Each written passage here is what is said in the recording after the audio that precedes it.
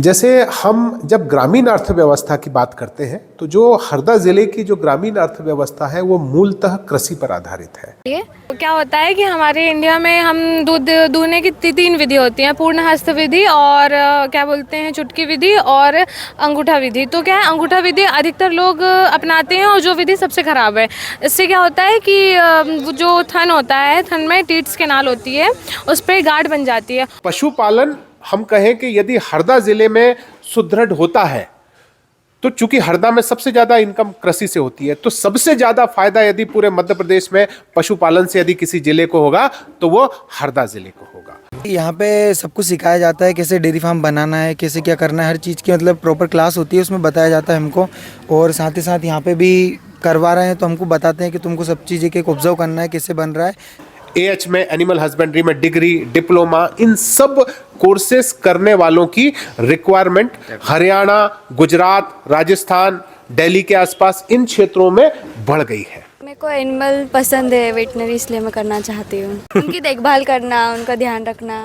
हमने पशुपालन केंद्र हमारा स्वयं का यहाँ बनाया हुआ है। यहाँ पे आप देख रहे हैं, ये करीब हमारा यहाँ पे हम 30 गायों की हमारे यहाँ पे रहने की व्यवस्था है, 30 भैंसों के रहने की व्यवस्था है और उसके साथ साथ हमारा एक गॉट फार्म हमारा तैयार हो रहा है। आप देख रहे होंगे कि उसके इस शेड के उस तरफ हर टाइम पे प्रैक्टिकल भी होते हैं और सारी चीज़ें सिखाई जाती है, रेगुलर क्लासेस होती है और पढ़ाई भी बहुत अच्छी होती है। सारी चीज़ें टाइम टू टाइम होनी जरूरी रहती है। गेम्स इसलिए खेलते हैं क्योंकि हमारे दिमाग, हमारा माइंड फ्रेश हो जाता है, हमको बिल्कुल अच्छा लगता है। बिल्कुल गेम्स खेलने में हेल्दी फील होता है और इसी के साथ साथ गौ सेवा भी हो जाती है हमारी। मेरा नाम हंसराज बैट और मैं बालाघाट ज़िले से हूँ। मैं पशुपालन कॉलेज में मैंने एडमिशन लिया है और मुझे वेटनरी फील्ड में जाना बहुत अच्छा लगता है। को जॉब से बिल्कुल मिलेगी, इसमें वेटनरी में एम्बुलेंस भी है, आपकी सरकारी नौकरी भी है, आपका प्राइवेट आप डेयरी भी खोल सकते हो आप।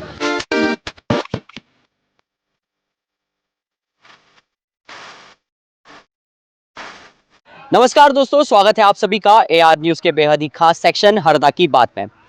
जैसा कि हमने पिछले सेक्शन में आपको बताया था कि कैसे सोने की खरीदी के लिए आप जागरूक हो सकते हैं, कैसे हमें सोने की खरीदी के लिए क्या क्या चीज़ें ध्यान में रखनी चाहिए। आज हम आ चुके हैं लाल बहादुर शास्त्री पशुपालन पत्रोपाधि महाविद्यालय हरदा। आज हम जानेंगे इस महाविद्यालय के बारे में, यहाँ क्या व्यवस्थाएँ हैं, कैसे छात्र यहाँ पढ़ाई कर रहे हैं और क्या क्या गतिविधियाँ यहाँ हो रही है। तो आइए चलते हैं। तो आज हम आ गए हैं एनिमल हस्बेंड्री के इस कॉलेज। यहाँ का एनवायरनमेंट काफ़ी अच्छा है और यहाँ का वातावरण काफ़ी शांतिपूर्ण। आज हम यहाँ के बच्चों से और यहाँ के डायरेक्टर सर से जानेंगे इस कॉलेज के बारे में, यहाँ कैसे पढ़ाई होती है और क्या क्या गतिविधियाँ होती हैं। तो आइए जानते हैं। तो अब हमारे साथ मौजूद है इस कॉलेज के डायरेक्टर सर डॉक्टर राजीव खरे। आइए उनसे थोड़ी चर्चा करते हैं।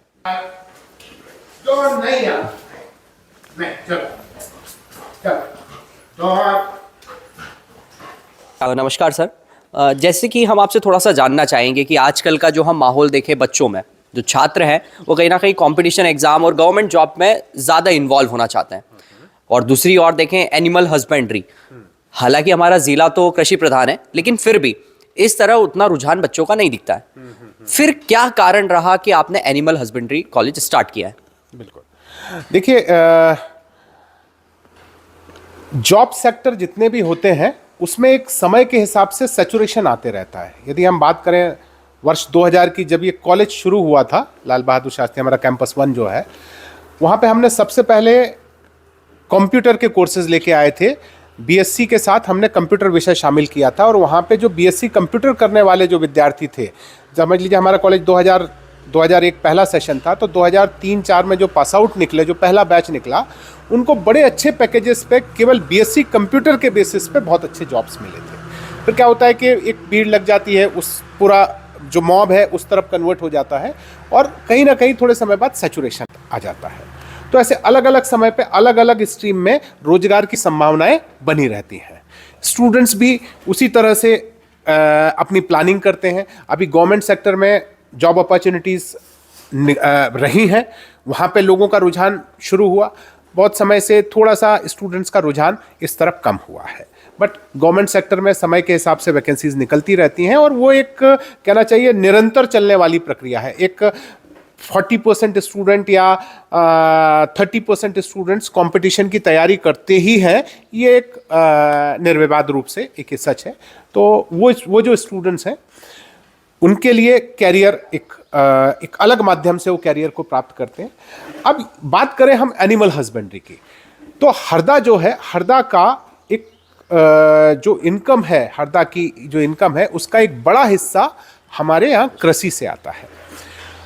और जब हम कृषि की बात करते हैं तो कृषि के साथ एक मिश्रित कृषि भी एक शब्द है, मिश्रित कृषि। तो मिश्रित कृषि का मतलब होता है कृषि के साथ साथ पशुपालन और कुक्कुट पालन भी जिसको कुक्कुट पालन, जिसको हम पक्षियों का पालन कहते हैं, मुर्गी पालन जो होता है। तो मिश्रित कृषि, यदि कोई किसान खेती के साथ साथ, जो सामान्य कृषि के साथ साथ पशुपालन और कुक्कुट पालन भी कर रहा है, तो उसको कहा जाता है कि मिश्रित कृषि कर रहा है। अब हम बात करें कि वर्तमान में जो रासायनिक खेती है उससे जो उत्पादन, पहले तो जमीन से उत्पादन बढ़ रहा था, लेकिन पिछले 4-5 सालों में लगातार रिसर्चेस में ये देखने में आ रहा है कि उत्पादन, रासायनिक खादों से जो उत्पादन हम ले रहे हैं वो उत्पादन हर साल, हर वर्ष कम होते जा रहा है। अब जब रासायनिक खेती कम हो जाएगी तो बात आएगी जैविक खेती की। और जैविक खेती में आप यदि जो जैविक खाद है वो खरीद के यदि आपने अपने खेतों में डालना शुरू किया तो फिर वही आएगा कि रासायनिक खेती ज़्यादा सस्ती पड़ेगी लोगों को और जैविक खेती महंगी हो जाएगी। लेकिन यदि आप पशुपालन करते हैं तो यही पशुपालन के जो उत्पाद हैं वो आपको जैविक खेती करने में मदद प्रदान करेंगे। तो पशुपालन, हम कहें कि यदि हरदा जिले में सुदृढ़ होता है, तो चूंकि हरदा में सबसे ज्यादा इनकम कृषि से होती है, तो सबसे ज्यादा फायदा यदि पूरे मध्य प्रदेश में पशुपालन से यदि किसी जिले को होगा तो वो हरदा जिले को होगा। ये बिल्कुल मैं इसको कह सकता हूं कि ये निर्विवाद रूप से ये सत्य है।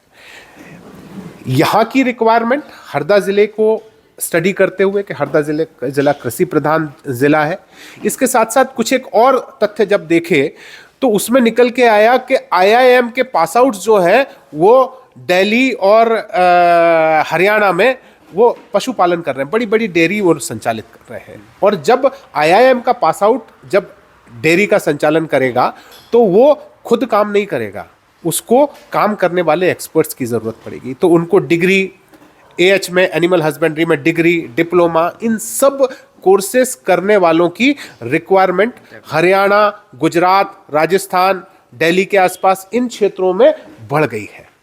और इसी वजह से पिछले 2 सालों में एकदम से ये जो कोर्सेज हैं, AH के जो कोर्सेज हैं, एनिमल हस्बेंड्री के कोर्सेज हैं, इनकी डिमांड बढ़ गई है। डिग्री की भी डिमांड बढ़ी है, डिप्लोमा की भी डिमांड बढ़ी है। और इसी वजह से हमने इस कॉलेज में, LBS कॉलेज का ये जो कैंपस 2 जो है हमारा, ये अपगांव खुर्द में स्थित है, यहाँ पे हमने ये diploma in animal husbandry programme शुरू किया, जो कि नानाजी देशमुख यूनिवर्सिटी, नानाजी देशमुख यूनिवर्सिटी उसको ऐसे समझिए जैसे हमारा बरकतुल्लाह यूनिवर्सिटी है, ये पूरी के पूरे जो UG-PG कोर्सेज हैं इनको कंट्रोल करता है, इनको एफिलिएशन कर देता है। ऐसे ही हम कई इंजीनियरिंग कॉलेजेस को जो है हमारा राजीव गांधी प्रौद्योगिकी विश्वविद्यालय वो एफिलिएशन देता है। इसी प्रकार से मध्य प्रदेश की एकमात्र यूनिवर्सिटी है जो पशुपालन के कोर्सेज को एफिलिएट करती है, वो है नानाजी देशमुख यूनिवर्सिटी जबलपुर की। तो ये कोर्स हमारा नानाजी देशमुख यूनिवर्सिटी से एफिलिएटेड है। मध्य प्रदेश में इस वक्त 4 प्राइवेट कॉलेज और 5 गवर्नमेंट कॉलेज ये डिप्लोमा कोर्स रन करने वाले ये यहाँ पर मध्य प्रदेश में संचालित है। टोटल 900 सीट यहाँ पर है और हमारा कॉलेज जो है ये 2024-25 हमारा ये पहला सेशन है। आप ये देख रहे हैं स्टूडेंट्स, अभी 26 जनवरी जो गणतंत्र दिवस उत्सव हम लोग मनाने जा रहे हैं, क्योंकि इनका बैच नवंबर से शुरू हुआ है। तो ये पहला अवसर हमको मिल रहा है कि जब ये हम एक गैदरिंग हम लोग कर पा रहे हैं, बच्चों के कुछ स्पोर्ट्स और कल्चरल प्रोग्राम्स यहाँ पे आयोजित हो रहे हैं, तो बस उसी की तैयारियाँ चल रही हैं। ये सारी चीज़ें हैं। सर थोड़ा सा हम जानना चाहेंगे, हालांकि हमने बच्चों से बात करी है यहाँ पर, लेकिन फिर भी आपसे थोड़ा सा हम जानना चाहेंगे यहाँ किस तरीके से सुविधाएँ हैं क्या, क्योंकि यहाँ पर काफ़ी बाहर के बच्चे भी हैं, तो इस बारे में थोड़ा सा बताइए। देखिए, यहाँ पे हमारा कैंपस है, करीब 9 एकड़ में हमारा ये कैंपस बना हुआ है। और एक पशुपालन कॉलेज के लिए जो ज़रूरी हमका एक सामान्य तौर पे समझ में आता है कि यदि बच्चे पशुपालन कर रहे हैं तो पशुपालन की व्यवस्था उनको लोकली देखने को, कैंपस में ही देखने को यदि मिल जाए तो एक अच्छी व्यवस्था होती है। तो सामान्यतया जो संस्थान है वो एफिलिएट होते हैं पशुपालन केंद्रों से। हमने पशुपालन केंद्र हमारा स्वयं का यहाँ बनाया हुआ है। यहाँ पे आप देख रहे हैं ये करीब हमारा यहाँ पे हम 30 गायों की हमारे यहाँ पे रहने की व्यवस्था है, 30 भैंसों के रहने की व्यवस्था है, और उसके साथ साथ हमारा एक गॉट फार्म हमारा तैयार हो रहा है। आप देख रहे होंगे कि उसके इस शेड के उस तरफ एक नया शेड बन रहा है, वहाँ पे हमारा 200 गोट्स का हमारा एक गॉट फार्म बन रहा है।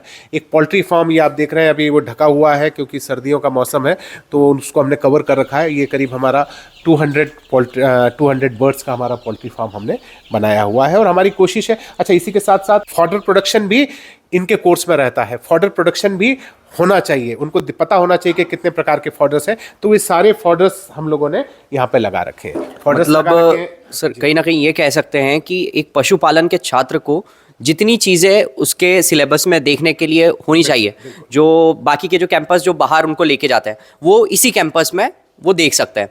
एग्जैक्टली हम उनको जिन जिन चीज़ों की उनको ज़रूरत पड़ती है पशुपालन कोर्स के लिए, वो सारी सुविधाएं हम उनको इसी कैंपस में देने की कोशिश कर रहे हैं। तो सर क्या बाहर भी ये जाते हैं बच्चे किसी चीज़ के लिए, कोई ड्राइव्स ऐसे होती हैं? एग्जैक्टली देखिए, जितना एक्सपोजर बच्चों को मिलना चाहिए उतना एक्सपोजर, जितना मतलब हम ऐसे कहें कि जितना ज़्यादा एक्सपोजर मिले उतना स्टूडेंट्स के लिए अच्छा है। तो हमारे यहाँ की गौशाला हमने उनको दिखा रहे हैं, रेगुलर बेसिस पे प्रतिदिन वो यहाँ आ जाते हैं। इसके अलावा जो हरदा ज़िले की जो अच्छी गौशालाएं हैं जहाँ पे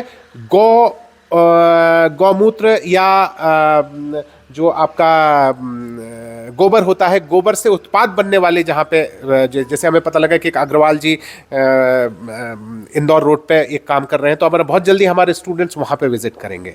फिर जो गवर्नमेंट हॉस्पिटल जो है यहाँ का पशु चिकित्सालय, तो पशु चिकित्सालय से हमारा एफिलिएशन है। वहाँ पे जितने मेडिकल इमरजेंसीज आती हैं पशुओं की, और रेगुलर ट्रेनिंग के लिए भी वहाँ पे ये बच्चे हमारे 3rd सेमेस्टर में इनका प्रावधान है कि 3rd सेमेस्टर में इनको गवर्नमेंट हॉस्पिटल में इनकी रेगुलर पोस्टिंग होती है, तो इनको वहाँ भेजा जाएगा। तो हम कहें कि बाहर की जितनी भी हरदा की गौशालाएं हैं वहाँ पे ये बच्चे विजिट के लिए जाएंगे। जैसे अभी एक विजिट हमारी हो चुकी है जो डॉक्टर अली का गोट फार्म है, वहाँ पर हम लोग इनकी विजिट करा चुके हैं, और बहुत जल्दी हमने 2nd विजिट प्लान की है। वो हम लोग अग्रवाल जो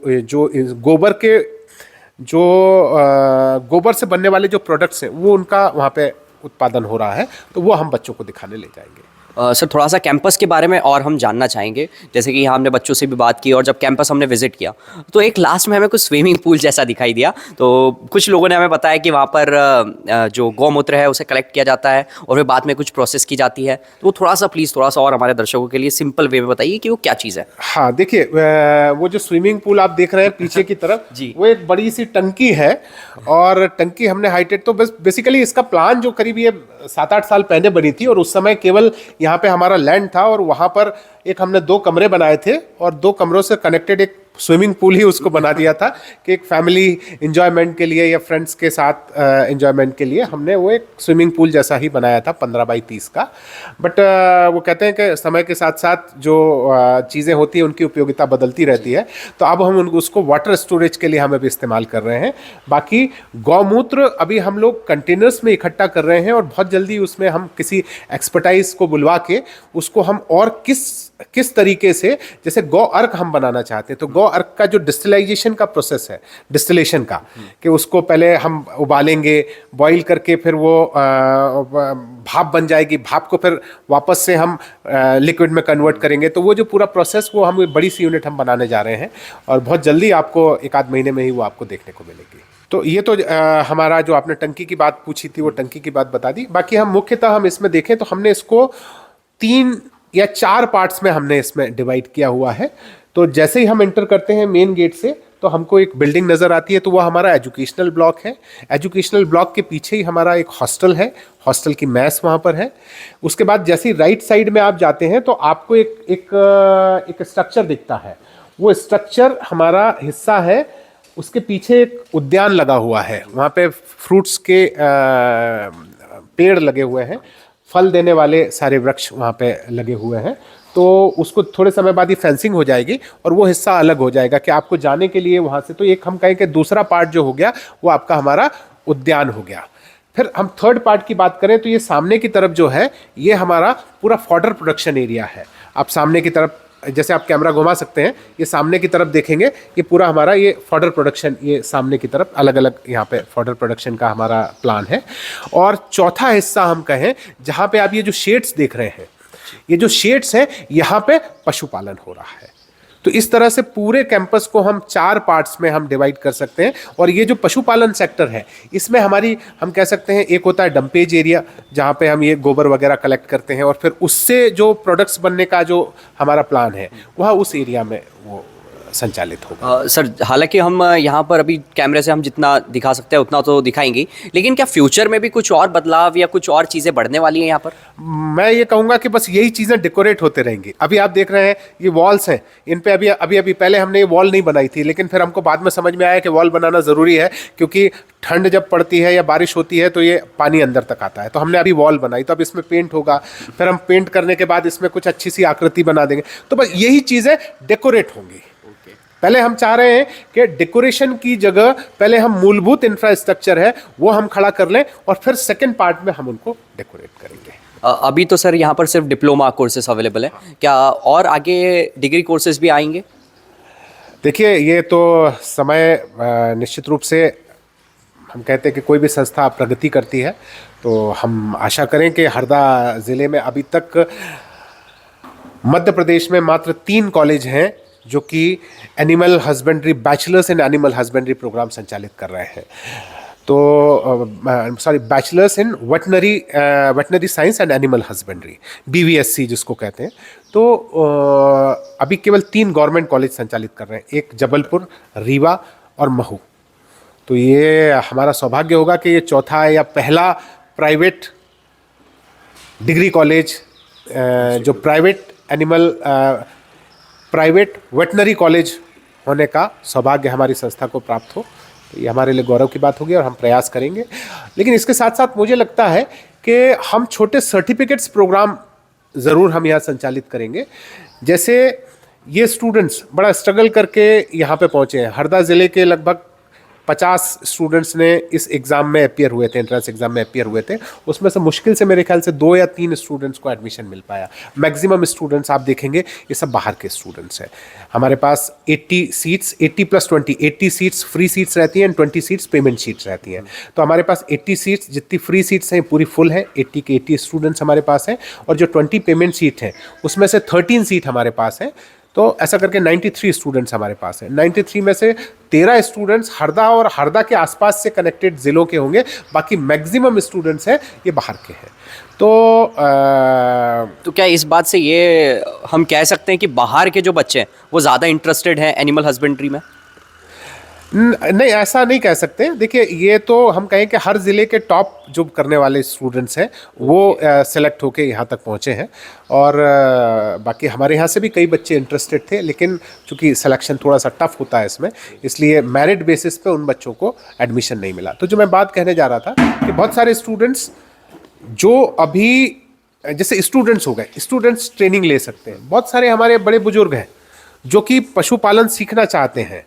तो इंफ्रास्ट्रक्चर हमारे पास है, हमारे पास टीचर्स हैं। तो यदि हम ऐसे जो प्रौढ़ लोग हैं थोड़ा सा, या हम कहें कि थोड़े से वयस्क लोग हैं जो कि करना चाहते हैं या जॉब कर रहे हैं, तो उनके लिए हम 1 हफ्ते या 1 महीने का प्रोग्राम, इस तरह से कुछ सर्टिफिकेट्स प्रोग्राम ज़रूर हम संचालित करेंगे, जिससे यहाँ के लोग भले ही उनके पास डिग्री ना रहे लेकिन वो स्किल्ड हो जाए। तो ऐसी कोशिश हम लोग करेंगे। मतलब कि हरदा में या हरदा के आसपास जितने लोग पशुपालन कर रहे हैं पर कहीं ना कहीं वो स्किल्ड नहीं है, वो जो परंपरा चली आ रही है उस हिसाब से करते हैं, लेकिन अगर वो सीखना चाहते हैं तो यहाँ आकर वो कुछ सर्टिफिकेट कोर्सेज कर सकते हैं। समय समय पे हम लॉन्च करेंगे, उनका विज्ञापन करेंगे, और जैसे ही हम उसमें 10-10, 15-15 स्टूडेंट्स के या लोगों के हम बैच बनाएंगे, उनके ग्रामीणों के या किसानों के बैच बनाएंगे हम, और उनको फिर हम ट्रेनिंग देंगे। मेरे को एनिमल पसंद है वेटनरी, इसलिए मैं करना चाहती हूँ। उनकी देखभाल करना, उनका ध्यान रखना। हर टाइम पे प्रैक्टिकल भी होते हैं और सारी चीज़ें सिखाई जाती है। रेगुलर क्लासेस होती है और पढ़ाई भी बहुत अच्छी है। अच्छी होती है। सारी चीज़ें टाइम टू टाइम होनी जरूरी रहती है। क्योंकि गेम्स इसलिए खेलते हैं क्योंकि हमारे दिमाग, हमारा माइंड फ्रेश हो जाता है, हमको बिल्कुल अच्छा लगता है। बिल्कुल गेम्स खेलने में हेल्दी फील होता है और हेल्थ एक्टिविटी भी हो जाती है हमारी। जैसे तो गेम्स के अलावा क्या और भी कुछ गतिविधियाँ होती है, जैसे कल्चरल प्रोग्राम्स भी होते हैं? कल्चरल प्रोग्राम होते हैं और फिर डांस वगैरह भी सिखाते हैं, मतलब सीख रहे हैं अभी हम लोग 26 जनवरी के लिए। तो क्या होता है कि हमारे इंडिया में हम दूध दूहने की तीन विधि होती हैं, पूर्ण हस्त विधि और क्या बोलते हैं चुटकी विधि और अंगूठा विधि। तो क्या है, अंगूठा विधि अधिकतर लोग अपनाते हैं और जो विधि सबसे ख़राब है।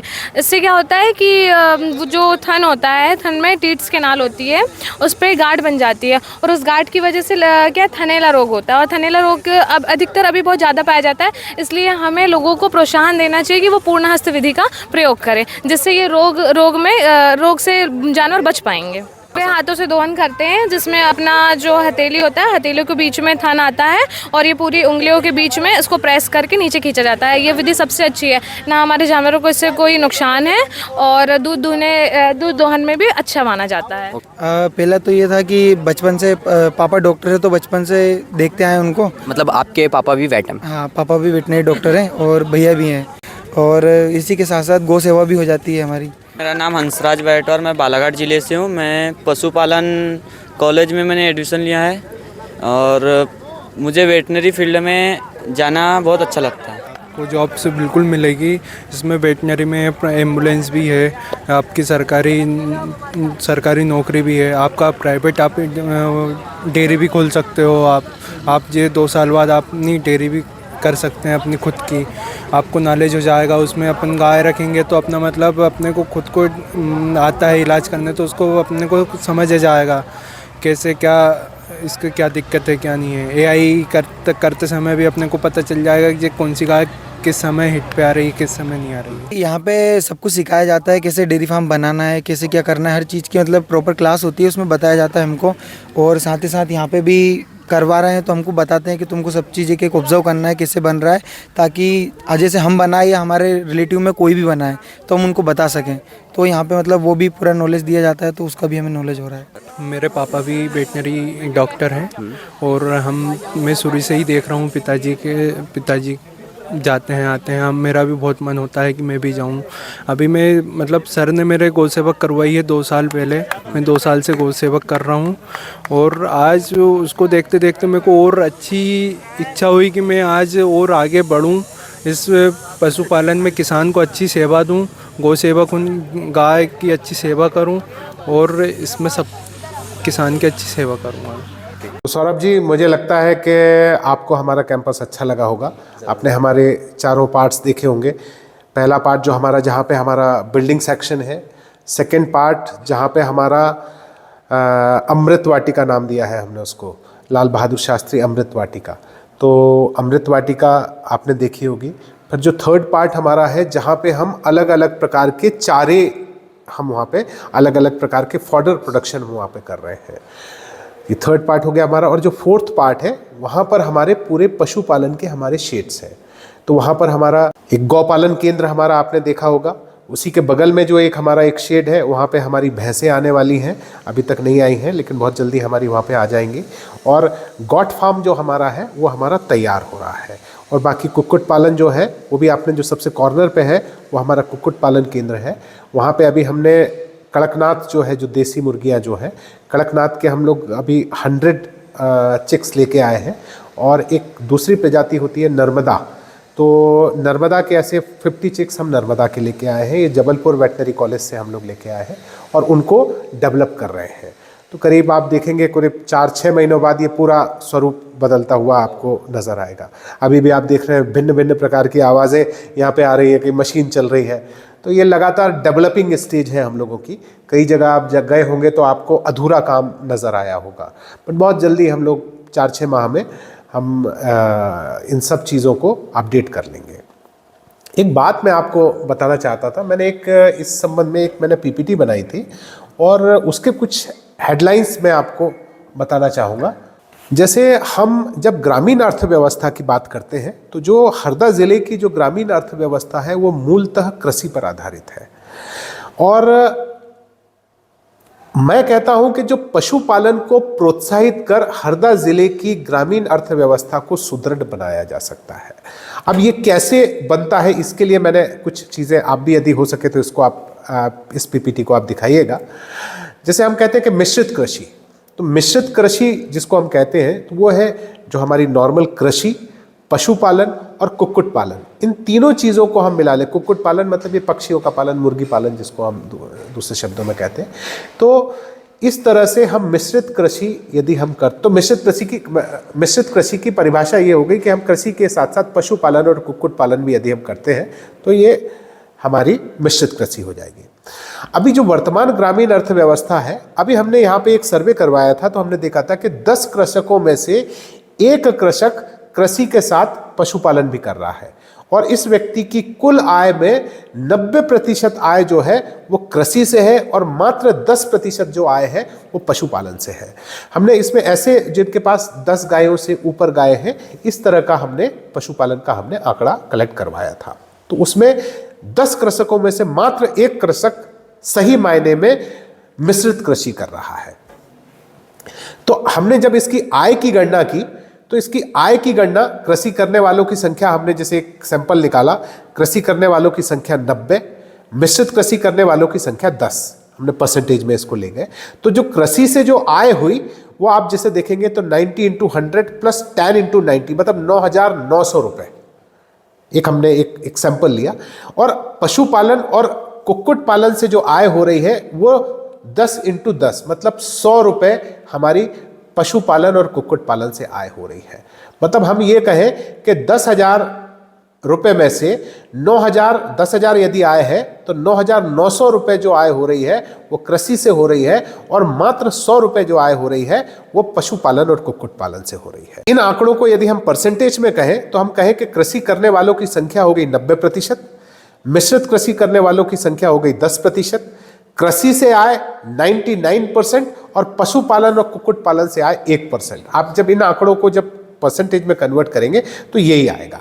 अब इसके बाद यदि हम देखते हैं कि पशुपालन में रुचि न होने का जो कारण है वो क्या है, तो इसमें 3 प्रमुख कारण हमने यहाँ आइडेंटिफाई किए हैं। पहला कारण जो है वो है पशु चिकित्सा संबंधी इंफ्रास्ट्रक्चर, जिसमें हम कहें कि पशु चिकित्सकों, सहायकों व पशुपालन तकनीक, इन तीनों चीज़ों का कहीं ना कहीं अभाव है हमारे क्षेत्र में। तो ये हमने इसको नाम दिया पशुपालन संबंधी इंफ्रास्ट्रक्चर का अभाव है हमारे यहाँ पर। दूसरा हम कहें कि अच्छी नस्ल के पशुओं का अभाव है यहाँ पे। एक गाय सुबह 200 रुपये का खाए और शाम को या दिन भर में 200 रुपये का खाए, और यदि वो 250 रुपये का दूध देती है तो ये फायदे का सौदा नहीं है। लेकिन यदि 200 रुपये का उसको हम खिलाते हैं और यदि वो 400 रुपये का दूध देती है तो निश्चित रूप से वो फायदे का सौदा हो सकता है। तो इसके लिए ज़रूरी है कि अच्छी नस्ल की गायें हमारे पास होना चाहिए, अच्छे नस्ल के पशु होना चाहिए, चाहे हम गायों की बात करें, चाहे हम भैंसों की बात करें, चाहे हम बकरियों की बात करें। तीसरा जो सबसे बड़ा एक जो कारण है जिसका कि हमारे क्षेत्र में अभाव है, वो कहें हम गोबर और गौमूत्र मैनेजमेंट। गोबर और गौमूत्र से बहुत सारे प्रोडक्ट्स बन रहे हैं, लेकिन हमारे यहाँ पे अधिकतर किसान इसको जाया कर रहे हैं, इसको वेस्ट में फेंक रहे हैं। इसलिए जो है हमारा जो पशुपालन में लोगों की रुचि डेवलप नहीं हो पा रही है। जो पशुपालन के जो सक्सेसफुल मॉडल हैं वहाँ पर पशुओं के जो उत्पाद हैं, जैसे हम कहें कि पशुओं का दूध के अलावा जो ये बाय प्रोडक्ट्स, दूसरे जो वेस्ट प्रोडक्ट्स जो है, हम गोबर और गौमूत्र, इससे भी 20% आमदनी लोग कर रहे हैं। कि यदि हम कहें कि वो 100 रुपये कमा रहे हैं तो 80 रुपये वो दूध उत्पादन से कमा रहे हैं या दूध बेच के कमा रहे हैं, और 20 रुपये वो गौमूत्र और गोबर बेच के या उसके प्रोडक्ट्स में कन्वर्ट करके उसको वो बना रहे हैं। तो ये 3 चीज़ों का मुख्य रूप से अभाव है। तो हम कहें कि यदि हमको हमारी ग्रामीण अर्थव्यवस्था परिवर्तित करना है तो मैं कहूँगा कि हमको इन 3 चीज़ों पे, इन 3 कमियों को यदि हमने दूर कर दिया तो हर किसान पशुपालन करने लगेगा। तो वही मैंने इस पीपीटी में आप लोग देख रहे हैं कि ग्रामीण अर्थव्यवस्था को सुदृढ़ बनाने की दिशा में हमें पशुपालन के प्रति कृषकों की रुचि बढ़ाना पड़ेगी। पशुपालन हमारे जिले के कृषकों को न केवल प्रत्यक्ष लाभ देगा बल्कि इसके अप्रत्यक्ष उत्पादों से जैविक खेती कर अपनी आय बढ़ा सकेगा। अब देखिए, जैविक खेती, अभी मैंने आपको कुछ देर पहले बताया कि जैविक खेती हमारी आवश्यकता बन गई है। तो जैविक खेती के लिए हम पशुपालन अत्यधिक आवश्यक है। यदि आपने पशुपालन नहीं किया तो अब जैविक खेती आपके लिए फायदे का सौदा हो ही नहीं सकती। और यहाँ पर जो आप रासायनिक खाद खरीदते हैं वो आपके इनका जो वेस्ट प्रोडक्ट है, जो हमके गोबर और गौमूत्र, इनके माध्यम से इनको हम खेती में यूटिलाइज करके वो खर्चा हम बचा सकते हैं। अब जो इसमें मैंने जो नेक्स्ट स्लाइड में जो लिखा है वो इन समस्याओं जो है इनका समाधान लिखा है कि पशु चिकित्सा एवं पशुपालन से संबंधित शिक्षण संस्थानों की स्थापना, जिससे स्थानीय युवा पशु चिकित्सा एवं पशुपालन से संबंधित प्रशिक्षण प्राप्त कर सके। ये पहला समाधान। जैसे कि हमने कहा कि हमारे पास वेटनरी इंफ्रास्ट्रक्चर नहीं है, हमारे पास पशुपालन से संबंधित इंफ्रास्ट्रक्चर नहीं है, तो ये कॉलेज इस कमी को दूर करने में एक महत्वपूर्ण भूमिका अदा करेगा कि पशुपालन इंफ्रास्ट्रक्चर हमारे यहाँ डेवलप हो पाएगा। हमारे यहाँ, जैसे कि मैंने आपको बताया कि हमारा एक छोटा सर्टिफिकेट प्रोग्राम चलाने का भी हमारा विचार है कि हम जो कृषक हैं, जो पशुपालन की तकनीक सीखना चाहते हैं, पशु चिकित्सा से संबंधित जो बारीक चीज़ें हैं उनको समझना चाहते हैं, तो उनसे संबंधित हम कोर्स, छोटा सा सर्टिफिकेट प्रोग्राम हम रन करेंगे जिसमें कि वो आपातकाल स्थिति में अपने पशुओं का उपचार कर सके। इतना कम से कम हम उनको सिखा पाएंगे। तो ऐसी चीज़ें हम, तो ये इंफ्रास्ट्रक्चर डेवलप करेगा, वेटनरी इंफ्रास्ट्रक्चर को हमारे ज़िले में डेवलप करेगा। अब यहाँ पे एक जो दूसरी बात आती है, मैं कहूँगा कि अभी वर्तमान में हमारा जो पूरा का पूरा जो वेटनरी पशु चिकित्सा से संबंधित जो संसाधन है वो केवल गवर्नमेंट सेक्टर में अवेलेबल है। पशु चिकित्सा के एक भी प्राइवेट हॉस्पिटल, प्राइवेट क्लिनिक्स की बात अलग होगी, पैट क्लिनिक्स रजिस्टर्ड है मध्य प्रदेश में, लेकिन प्राइवेट पशु चिकित्सालय एक भी मध्य प्रदेश में नहीं है। हमने पहला आवेदन दिया है लाल बहादुर शास्त्री पशु चिकित्सालय प्रारंभ करने के लिए। जब हमने उप संचालक पशु चिकित्सा विभाग को इस संबंध में पत्र लिखा तो उस संबंध में तब पता चला कि इस संबंध में अभी तक कोई नियम ही नहीं बने हैं। तो अभी मतलब यानी इससे ये पता चलता है कि मध्य प्रदेश में एक भी प्राइवेट पशु चिकित्सालय नहीं है। तो ये भी यदि हमारा शुरू होता है तो ये हरदा के लिए गौरव की बात होगी और हमारे इस क्षेत्र के लिए कि पहला पशु चिकित्सालय मध्य प्रदेश का प्राइवेट पशु चिकित्सालय हरदा में बनेगा। हम ये कहें कि यदि प्राइवेट पशु चिकित्सालय, अब यदि हरदा की बात कर रहे हैं, और जगहों में हरदा, सिराली, क्योंकि हमारी बड़ी बड़ी तहसीलें हैं और इन पशुओं को चिकित्सा सेंटर तक ले जाना बड़ा मुश्किल होता है। यदि उनकी ऐसी हालत हो गई है कि हमको पशु चिकित्सालय तक उनको ले जाना है तो काफ़ी मुश्किल होता है उनको ले जाना। तो यदि टिमरनी और खिरकिया में भी यदि इस तरह के प्राइवेट हॉस्पिटल्स, पशु चिकित्सालय खुलते हैं तो अच्छा होगा। अब दूसरी बात इसमें कि एक, जैसे हम कहें कि आधुनिक केयर सेंटर, मैंने एक दिल्ली और हरियाणा बॉर्डर पे मैंने एक डेयरी देखी थी, तो वहाँ पे पशुओं को बड़े कंफर्ट जोन में रखा गया। वहाँ पे उन्होंने मतलब ऐसा कह लें कि पशुओं को लगभग एसी जैसी व्यवस्था, उनको कूलर्स लगे हुए हैं। तो इससे क्या होता है कि जब पशु कंफर्टेबल होता है तो उसकी उत्पादकता बढ़ जाती है। वो जहाँ पे यदि वो गर्मी है उसको या ज़्यादा ठंडी लग रही है तो उसकी उत्पादकता में कमी आ जाती है, उसका दूध देने की क्षमता कम हो जाती है। लेकिन यदि वो कंफर्ट जोन में है तो उसकी उत्पादकता बनी रहती है, ज़्यादा उत्पादक। तो यदि हम उसमें केयर सेंटर का कॉन्सेप्ट यदि हमारे यहाँ आ जाए कि कृषक या जो थोड़े थोड़े जो अपने जो सामान्य डेयरी सेंटर्स या हम कहें कि बहुत बड़े नहीं, 50 पशुओं के जो डेयरी सेंटर्स हैं, 25 पशुओं के जो डेयरी सेंटर्स हैं, ये एक केयर सेंटर टाइप से अपने पशुपालन केंद्र को यदि डेवलप करते हैं तो वो जो तकनीक बोल रहे हम या वो जो व्यवस्था है उस व्यवस्था को बनाया जाना चाहिए। दूसरी जो सबसे बड़ी समस्या है, मैंने कहा था अच्छी नस्ल के पशुओं का अभाव। तो अच्छी नस्ल के पशु अभी स्थानीय स्तर पर इनकी उपलब्धता अत्यधिक कम है। मैं नहीं जब कोशिश कर रहा हूँ कि मुझे प्योर गिर की गाय चाहिए या मुर्रा भैंस चाहिए तो मुझे हरियाणा अप्रोच करना पड़ रहा है। तो कुछ ऐसी व्यवस्थाएं होना चाहिए कि ये जो ब्रीडिंग सेंटर्स हैं ये यहीं हरदा में डेवलप हो जाए। हम कोशिश कर रहे हैं कि हमारा छोटा सा सेटअप है, बहुत बड़ा सेटअप नहीं है, लेकिन यहीं पर हम कोशिश करेंगे कि हमारा ये जो पशुपालन केंद्र है ये एक ब्रीडिंग सेंटर के रूप में डेवलप हो। यदि हरदा में किसी को अच्छी नस्ल की गाय चाहिए, गिर गाय चाहिए, तो हम यहाँ पर दे पाए उनको। तो ये भी हमारी कोशिश है और मेरा साथ साथ हरदा वासियों से अपील भी है कि जो सक्षम लोग हैं वो भी इस तरह की पहल करें और इस तरह के जो ब्रीड डेवलपमेंट सेंटर्स हैं यहाँ पे शुरू होना चाहिए, जैसे डॉक्टर अली ने शुरू किया।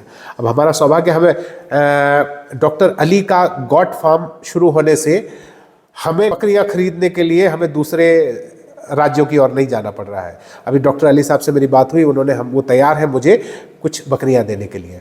तो जैसे ही हमारा शेड तैयार होता है और हम उनसे डॉक्टर अली के फार्म से हमारे पास हम उनकी बकरियां हम परचेस करेंगे और वो हमारे सेंटर पे आ जाएंगे। अब इसका जो तीसरा जो है गोबर एंड गौमूत्र मैनेजमेंट, ऐसी कई तकनीक है जिसके माध्यम से हम गोबर और गौमूत्र के उत्पाद बनाकर उनको बेच सकते हैं।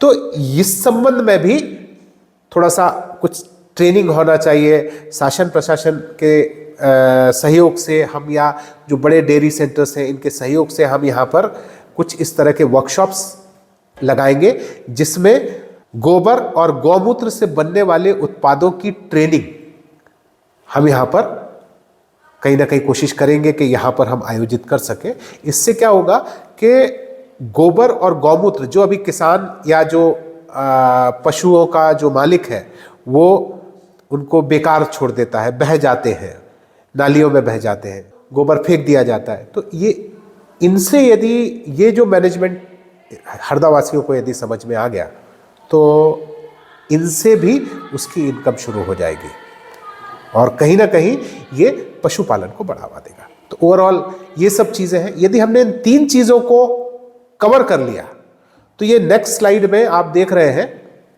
कि उपरोक्त सुधारों के 3 वर्ष के पश्चात ग्रामीण अर्थव्यवस्था की गणना, अब ये मैंने आपको की है, आप इस पे स्क्रीन पे देख सकते हैं कि कृषि करने वालों की संख्या, क्योंकि इससे 10% की जगह 30% हो जाएंगे।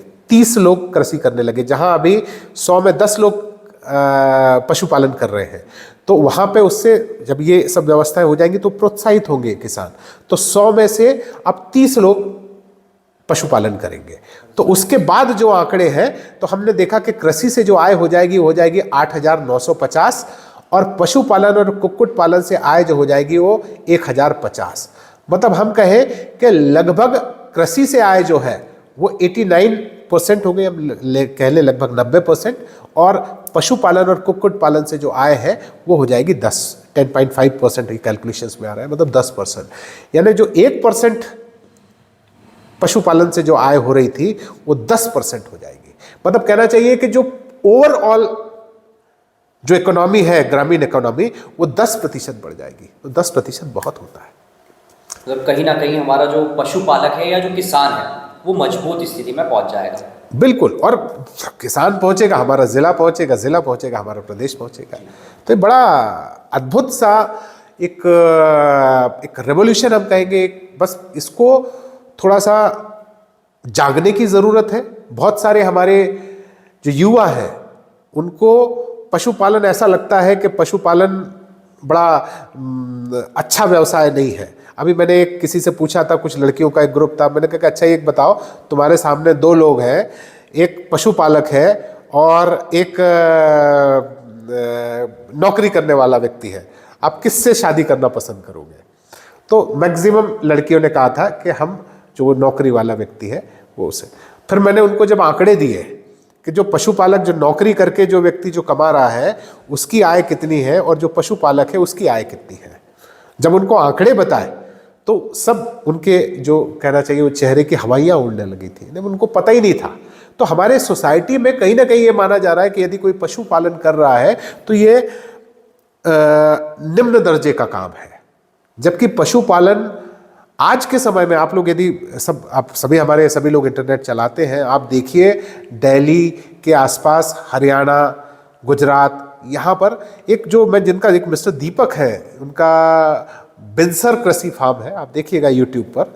वो व्यक्ति से जब मैं मिला था, वो व्यक्ति विप्रो में नौकरी करता था, उसका लाखों का उसका पैकेज था, 30-35 लाख का पैकेज वो छोड़ के, और आज वहाँ पे 400 गायें पाल के, और मेरे ख्याल से लगभग 4000 से 5000 लीटर पर डे का उसका दूध का उत्पादन है। और पूरे हम कहें कि दिल्ली के एक बड़े सेक्टर को, जो हरियाणा से जुड़ा हुआ सेक्टर है, उस पूरे सेक्टर को वो खुद वो बिंसर फार्म से दूध सप्लाई होता है।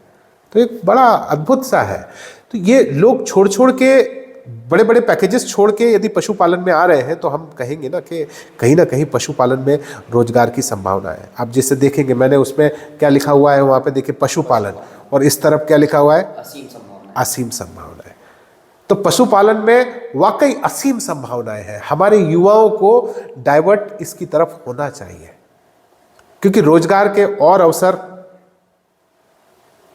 आपको उतनी इनकम नहीं दे पाएंगे जितनी आपको ये पशुपालन आपको दे पाएगा। और एक रुचि, एक हम कहें कि केवल एक हमारी एक मानसिकता होती है कि हमको गोबर, कई लोगों को गोबर से बदबू आती है। मैं किसी और की नहीं, मैं मेरी बात कहूँगा। मुझे एक समय था जब मैं गोबर से मुझे बदबू आती थी, लेकिन मुझे अब गोबर की खुशबू आती है। केवल एक आप कुछ समय जब सिस्टम से आप जुड़ जाते हैं, तो कुछ समय बाद आपके विचार, आपकी मानसिकता बदलने लगती है। जब मैंने इस सेक्टर को समझा, इस सेक्टर में काम किया, और लगभग 2-2.5 साल हो गए हैं जब से मैं इन चीज़ों को समझ रहा हूँ, और धीमे धीमे मेरी रुचि जागृत होते गई, और क्या हम सब क्या कर रहे हैं आप देख रहे हैं। और 1 साल बाद यहाँ का पूरा स्वरूप आपको बदला हुआ नजर आएगा। तो ये सारी बातें थी। यदि कुछ और पूछना चाहें तो बताइए। बाकी मेरा आपसे अनुरोध है कि ये जो मैंने स्लाइड मैं आपको ट्रांसफ़र करूँगा, ये मैं स्लाइड को आप ज़रूर अपने दर्शकों को बताइएगा। जरूर। मतलब जहाँ तक हम समझ पाए हैं अभी तक, कहीं ना कहीं लोगों में सोच बदलने की ज़रूरत है। और जैसे कि पूर्व में भी हमने देखा है, जैसे दुग्ध क्रांति आई थी, कुछ वैसे ही एक क्रांति की एग्जैक्टली और चले, बिल्कुल बिल्कुल हमारा जो ये जो सेक्टर है, ये कहीं ना कहीं बहुत ऊंचाई तक जाएगा। देखिए, हम बात करें कि पशुपालन, ऐसा नहीं है कि पशुपालन भारत में पॉपुलर नहीं है। हम आनंद की बात करें तो गुजरात की यदि हम बात करें, तो गुजरात में कई ऐसे ज़िले हैं जहां पर पशुपालन बहुत मॉडर्नाइज वे में, बहुत टेक्निक के साथ, टेक्नोलॉजी को यूज़ करते हुए वहाँ पे पशुपालन हो रहा है। राजस्थान की बात करें, मध्य प्रदेश इस मामले में अत्यधिक पिछड़ा हुआ है, इसलिए मध्य प्रदेश में रोजगार की संभावनाएं सबसे ज़्यादा है। पशुपालन आज हरदा ज़िले का कोई व्यक्ति या हरदा के आसपास के ज़िले का कोई व्यक्ति यदि शुरू करता है, तो कुछ समस्याएं जाएंगी, क्योंकि अभी हम डेवलपिंग स्टेज में हैं, लेकिन भविष्य उज्जवल है। तो बहुत बहुत धन्यवाद सर, हमने आपका कॉलेज विजिट किया, और जाहिर सी बात है हमने काफ़ी कुछ यहाँ पर सीखा भी है, और ज़रूर हमारे दर्शकों ने भी सीखा होगा। और जितना हम समझ पा रहे हैं, कुछ सालों बाद निश्चित तौर पर हमारा जो ज़िला है वो इस मामले में ज़रूर विकसित होगा, और कहीं ना कहीं एक क्रांति की लहर है जो आपने शुरू की है, और ज़रूर अंजाम भी अच्छा ही होगा। तो बिल्कुल बिल्कुल बिल्कुल, बहुत अच्छे स्टूडेंट्स हैं। पूरे मध्य प्रदेश के अलग अलग ज़िलों से स्टूडेंट्स आए हुए हैं, आपने मुलाकात की होगी। अभी हम लोग इनका जो सेशन शुरू हुआ है 11 नवंबर से शुरू हुआ है। तो ये जो गणतंत्र दिवस है, ये पहला अवसर है कि हमको कोई सेलिब्रेट करने का मौका मिल रहा है, तो बच्चे बड़े उत्साहित हैं। और हमने 24, 25 और 26 को कॉम्पिटिशन्स रखे हैं, तो आज उसका पहला दिन है। आज हमारे कुछ खेल कॉम्पिटिशन है, कल भी खेल कॉम्पिटिशन है, और 26 जनवरी को गणतंत्र दिवस के अवसर पर हमारे सांस्कृतिक कार्यक्रम होंगे। तो इस तरह से ये बच्चे सब अभी बस्ती के माहौल में हैं, तो उनसे भी आप लोग बात करिए, वो भी बड़े उत्साहित हैं और बहुत अच्छे बच्चे हैं। तो आज हमने यहाँ विज़िट किया लाल बहादुर शास्त्री कैंपस 2, जो एनिमल हस्बेंड्री कॉलेज है। यहाँ हमने काफ़ी चीज़ें जानी, यहाँ हमने बच्चों से बात करी है, छात्रों से, यहाँ हमने कैंपस विज़िट किया है। अंत में कहीं ना कहीं हम ये कह सकते हैं कि एक क्रांति की लहर है जो निकट भविष्य में काफ़ी अच्छे इसके रिजल्ट्स हमें ज़रूर देखने को मिलेंगे। अगर आप भी पशुपालन के क्षेत्र में रुचि रखते हैं तो नेक्स्ट सेशन में ज़रूर ट्राई कर सकते हैं और यहाँ से शिक्षा के लिए आप अप्लाई कर सकते हैं। और साथ ही जैसे कि हमने यहाँ जाना है कि अगर आपके यहाँ पशु हैं, अगर आप कुछ उनकी कैसे देखभाल की जाए इससे रिलेटेड कुछ अगर शिक्षा आप चाहते हैं तो वो भी, उसकी ट्रेनिंग भी आपको यहाँ से मिल जाएगी। तो मिलते हैं हरदा की बात के नेक्स्ट वीडियो में, जहाँ और एक ऐसे ही टॉपिक के साथ आपसे हम मिलेंगे। तब तक के लिए धन्यवाद।